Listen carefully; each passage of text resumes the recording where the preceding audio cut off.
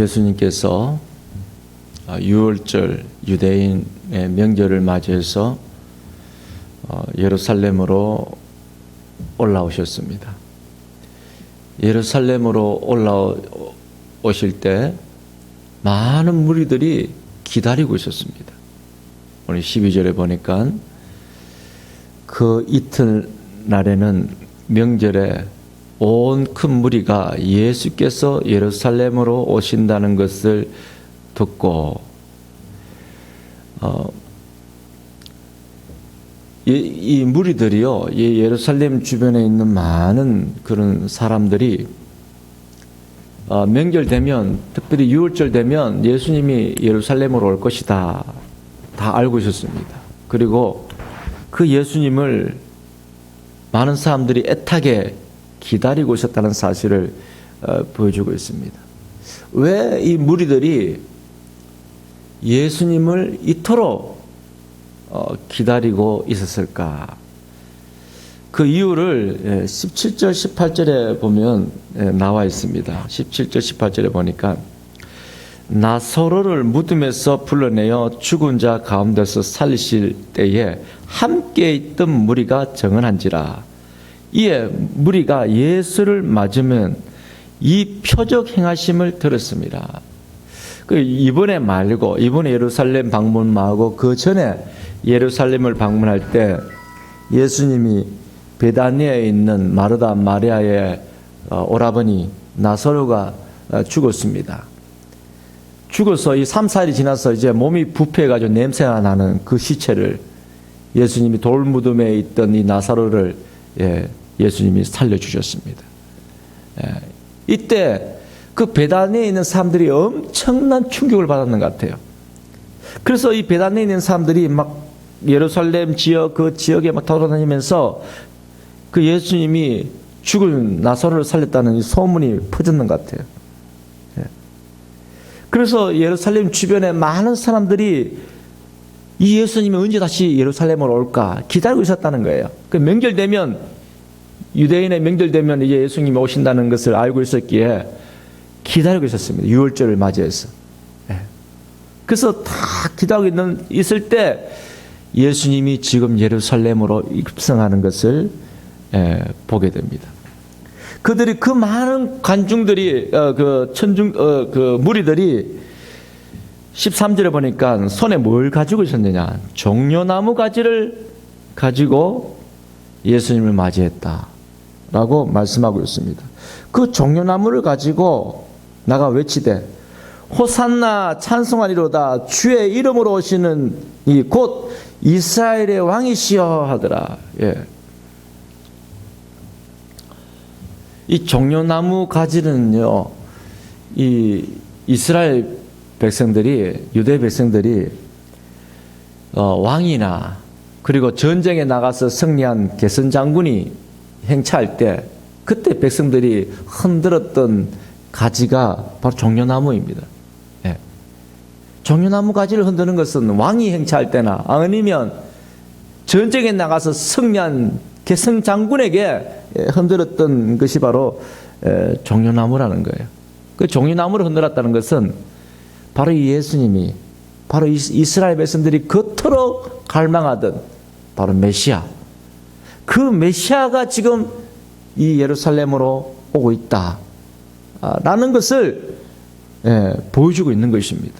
많은 무리들이 저 예수님이 바로 성경에서 말하는 그 메시아다 하면서 종려나무 가지를 흔드는 것입니다.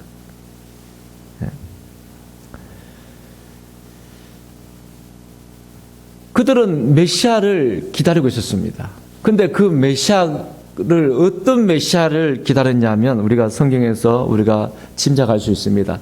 정치적인 메시아를 기다리고 있었어요. 정치적인 메시아. 그들이 전쟁에 나가서 승리하는 그 개선 장군에게 흔들었던 종려 가지를 막 흔들었던 것처럼 정치적인 메시아를 기다리고 있었다는 것입니다. 그 예수님이 죽은 자도 살리는 그 능력으로 예수님이 우리의 왕이 되어서 지금 로마의 식민지가 되어서 수탈을 당하고 있는 이 유대인들을 해방시키고 다윗 시대처럼 강력한 나라가 되어서 부궁한 나라가 되어서 다시 한번 그 영광을 보기를 소망했기 때문에 정치적인 메시아를 갈망하고 있었다는 것을 우리가 살펴볼 수가 있습니다. 그래서 다윗의 자손이요, 다른 성경에 보면 다윗의 자손이 하면서 호산나를 외칩니다. 그만큼 이 무리들은요 정치적인 메시아를 갈급했습니다. 이 로마인들을 몰아내고 진정한 그 다윗 시대 때의 그 찬란한 강력했던 그때 이스라엘로 회복되기를 원했다는 것입니다. 그래서 예수님은요 그런 무리들의 그 마음을, 중심을 예수님은 다 깨뚫고 있었기 때문에 예수님은 그들에게 나타났을 때, 예루살렘에 입성했을 때 그들의 상상과는 전혀 다른 모습으로 그들에게 나타난 것을 보게 됩니다. 보통 왕이 행차할 때 전쟁에 나가서 계산한 장군이 거리를 활보할 때 어떻게 합니까? 큰 찬란한 황금빛이 찬란한 그런 황금마차를 타고 말들이 끄는 황금마차를 타고 그렇게 다니잖아요. 아니면 개성장군처럼 멋진 백마를 타고 나타나는 것입니다. 그런데 그들은 이런 정치적인 메시아를 그들은 꿈꿔왔지만 그러나 예수님은 그들을 마음을 알기에 정치적인 메시아가 아닌 예수님은 아주 초라한 예수님이 의도적으로 제자들에게 뭘 했습니까? 어린 나귀 새끼를 데려오라 했잖아요. 의도적으로. 예수님이 크고 우람한 그런 말을 탈 수가 없을까요? 탈 수 있었습니다. 그런데 예수님은 굳이 제자들에게 저 시내에 나가서 아무도 타보지 아니한 어린 나귀를 데리고 오라. 의도적으로. 너희들이 생각하는 그런 정치적인 메시아가 아니다. 그걸 그 무리들에게 보여주기 위해서. 예수님이 의도적으로 어린 나귀를 타고 예루살렘에 입성하는 것을 보게 됩니다. 요한복음 12장 12절에서 19절 말씀입니다. 이 무리들을요, 얼마나 많은 무리들이 지금 예수님이 예루살렘으로 오실 때 그들이 종려나무 가지를 흔들면서 호산나 하면서 외쳤던 그 무리들이 얼마나 많았으면 오늘 19절에 보면 이렇게 얘기합니다. 바리새인들이 서로 말하되 볼지어다 너희 하는 일이 쓸데없다. 보라 온 세상이 그를 따르는도다. 이 바리새인들이요 예수님이 이제 오면 이제 예수님을 죽이려고 다 모의를 해놨어요. 예수님을 죽이려고 모의를 해놨는데 저 무리들이 예루살렘에 그 수많은 무리들이 종려나무 가지를 내면서 우리들의 왕이여 하면서 호산나 하면서 우리를 구원해 달라고 호산나 하면서 막 부르짖는 소리가 얼마나 그것이 웅장했으면 바리새인들 스스로가 우리들의 계획이 이제는 다 숲으로 들어갔다. 저렇게 많은 사람들이 예수님을 따르는데 우리가 예수님을 죽이려고 했던 이 계획은 다 숲으로 들어갔다. 그렇게 말할 정도로 어마어마한 사람들이 예수님을 환영하고 그 예수님을 호산나 하면서 외친 것을 찬양하는 것을 보게 됩니다. 그런데 우리가요 오늘 이 본문을 통해서 우리에게 주는 교훈이 있습니다. 예수님을 어떤 메시아를 아느냐 이게 얼마나 중요한 사실을 이 무리들은요 군중들은 예수님을 정치적인 메시아로 알았어요. 지금 이스라엘 백성들이 로마의 식민지가 되어서 그 당시에 로마인들이 이 유대 땅에 세금을 어마어마하게 거뒀는 것 같아요. 예. 그러니까 너무나도 세금, 로마인들에게 세금을 바쳐야 되고, 안 그래도 어려운 데다가 세금을 바쳐야 되니까 너무나도 힘들었는 것 같아요. 그래서 유대인들이 정말 싫어했던 사람이 이 세리들이었잖아요. 로마인들 앞잡이가 되어서 세금을 거두는 이 세리들을 얼마나 싫어했습니까? 그만큼 유대인들이요, 지금 로마의 식민지가 되어서 세금을 내야 되고, 그런 고통 속에 살았음을 보게 됩니다. 그래서 정치적인 메시아가 와가지고 이 로마인들을 몰아내고 다시 다윗 시대 때처럼 그런 강력한 나라가 되어서, 부강한 나라가 되어서 모두가 잘 먹고 잘 사는 그런 나라를 꿈꾸셨다는 것입니다. 그러나 예수님은 그런 메시아가 아니라는 거예요. 오늘 본문에 예수님은 그런 메시아가 아니다. 예수님은 메시아는 메시아인데 그런 정치적인 메시아가 아니다. 예수님은 우리에게 생명을 주시는 그 메시아라는 사실을 성경은 우리에게 말씀하고 있습니다. 하나님이 우리에게 생명을 주었습니다. 그 생명이 우리가 죄로 말미암아 그 생명을 잃어버렸어요. 하나님께서 동산에 있는 모든 나무의 열매는 먹을 수 있지만 동산 가운데 있는 선악을 알게 하는 나무의 열매는 먹지 말라. 너희들이 먹는 날엔 정령 죽으리라. 그렇게 말씀하셨어요. 하나님의 말씀을 어기고 아담과 하와가 먹음으로 말미암아 우리 인간에게 죄악이 들어왔습니다. 그 죄악은 우리에게 죽음을 가져다 주었어요. 하나님과 단절됐고 영원한 생명을 잃어버리게 된 죽음이 우리에게 온 것입니다. 그리고 예수님은 우리의 영혼이 죽은 이 죽은 영혼을 예수님은 우리 영혼을 살리기 위한 메시아로 이 땅에 온 것입니다. 예수님을 이 생명의 메시아로 우리가 믿고 우리가 기다리고 의지하지, 정치적인 메시아로 우리가 바라보고 의지하면요, 이 무리들처럼 우리의 신앙이 변질되고 이 무리들처럼 오히려 하나님을 대적하는 그런 모습이 될 수 있다는 사실을 보여주고 있습니다. 이 무리들이요, 예수님이 나귀 새끼를 타고 예루살렘에 승할 때 호산나 하면서 종려나무 가지를 외쳤던 그 수많은 군중들, 그 소리가 얼마나 우렁찼으면 사람들을 압권할 정도로 그 소리가 우렁찼습니다. 그런 무리들이요, 예수님이 정치적인 자기들이 알고 있는 메시아로 여겼는데 예수님이 자기들이 아는 메시아가 아니라 실망했습니다. 예수님 아무 힘도 없고 초라하게 그 제사장들, 종교 지도자들에 의해서, 로마 군병들에 의해서 초라하게 끌려다니고, 그리고 십자가의 사형 선고를 받는 그 모습을 보면서요, 이 군중들이 실망을 합니다. 아, 저 메시아가 아니구나. 우리들이 원하는 메시아가 아니구나. 오히려 그 빌라도 법정에서 그 무리들이요, 똑같은 그 호산나 외쳤던 그 무리들이요, 빌라도 법정에서 그 무리들이 어떻게 합니까?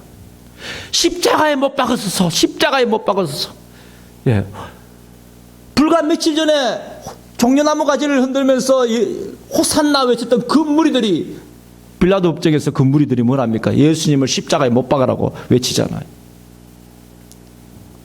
그들이 실망한 겁니다. 근데 우리가 아는 메시아가 아니구나.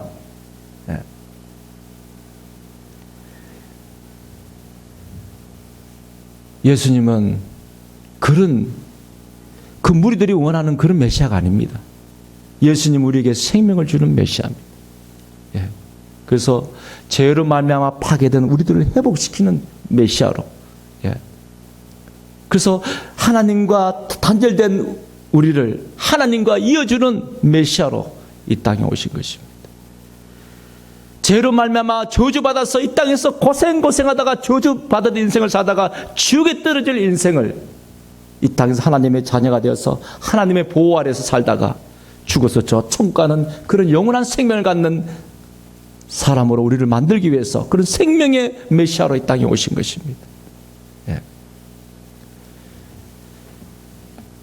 그 메시아를 보지 못했기 때문에, 믿지 못했기 때문에, 알지 못했기 때문에 그들은 예수님을 십자가에 못 박으소서 하면서 예수님을 십자가에 못 박게 한 장본인이 되는 것을 보게 됩니다. 우리가 신앙생활 하면서도요, 정치적인 메시아로 우리가 주님을 봐서는 안 됩니다. 물론 우리가 예수 믿으면요, 내 영혼이 잘된 같이 내가 범사 잘되고 강건하게 원하노라. 성경 그런 말씀들이 얼마나 많아요. 우리가 예수 믿으면 이 땅에서도 잘 됩니다. 이 땅에서도 복을 받아요. 하나님이 지혜를 주십니다. 또 건강의 축복도 주십니다. 질병도 낫게 되는 그런 기적도 체험하게 됩니다. 그러나 그렇지 않을 때도 있어요. 그렇지 않을 때도 있어요. 우리 나는 예수 믿는데 예수 안 믿는 사람들이 더 잘 사는 것 같고, 나는 예수 믿는데도 이렇게 가난하게 사는데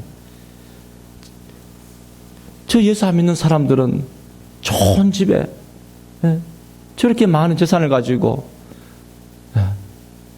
자기가 원할 때 언제든지 여행도, 세계 여행도 떠나고, 그런 모습 보면서요, 우리가 회의에 빠질 수가 있습니다.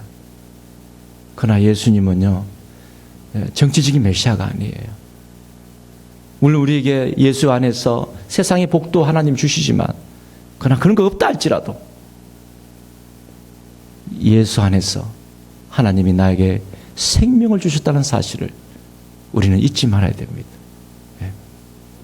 하나님과 단절된 우리들을 하나님과 이어주는, 지금도 하나님의 사랑을 받고 있고 하나님과 연결되어서 하나님부터 오는 그런 축복을 지금도 계속적으로 누리고 받고 있다는 사실을 잊지 말아야 됩니다. 우리가 믿는 예수님은 바로 우리에게 영원한 생명을 주시는, 예수 믿는 성도들은 지금 죽어도 우리는 축복입니다. 할렐루야입니다. 지금 죽어도 우리는 저 천국에 갈 수 있는 것입니다. 우리가 정치적인 메시아로 우리가 믿지 아니하고 정말 영적인 생명의 주님을 우리가 믿고 있다면요, 이 땅에서 질병에 걸려도 그 질병이 나를 망가뜨리지 못합니다. 우리가 이 땅에서 모든 것을 놓쳐버리고 망해버리고 가난하게 되어도 그 가난이 우리를 망가뜨리지 못합니다. 왜? 예수 그리스도가 우리의 생명이 되기 때문에. 영원한 생명을 주셨습니다. 죄로 말미암아 파괴된, 죽어버린 그 생명을 예수 안에서 회복시키게 하셨습니다. 그래서 우리가 이 땅에서 때로는 고난당하고 핍박당하고 엄청난 고통을 당하는 삶을 살아도 장차 우리가 천국에서 누릴 그 영광에 비교할 수 없을 만큼 우리는 엄청난 축복을 받은 사람이라고 성경은 말씀해 주고 있습니다. 나도 모르게 신앙생활 하면서요, 정치적인 메시아를 꿈꾸고 있을 수도 몰라요. 내가 예수 믿는데 왜 이렇게 가난하지? 내가 예수 믿는데도 왜 내 하는 일마다 잘 안 되지? 물론 그럴 수도 있습니다. 예수 믿어도요. 그러나 예수 안에 나에게 생명이 있다는 사실을 잊지 마십시오. 그 어떤 것 비교할 수 없는 놀라운 생명을 우리에게 주셨습니다. 그 생명이 있기에 우리가 언젠가는 하나님의 법정에 앞에 우리가 서게 될 때, 우리가 이 땅에서 내세울 거 아무것도 없지만 하나님은 우리에게 있는 그 생명을 보고 우리를 맞이해 주실 것입니다. 저 천국으로 우리를 맞이해 주실 것입니다. 그 예수님이 2000년 전에 우리를 위해서 십자가에서 죽으셨습니다. 우리에게 그 생명을 주시기 위해서, 우리에게 그 생명을 주시기 위해서 예수님이 십자가에서 죽으셨습니다. 그래서 다 이루시고 예수님이 테텔레스타이, 다 이루었다. 이제 나를 믿는 자는 다 이 생명을 누리게 된다고, 다 이뤘다고 말씀하시면서 운명하시는 것을 보게 됩니다.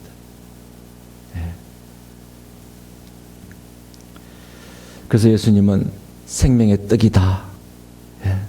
나는 생명의 떡이다.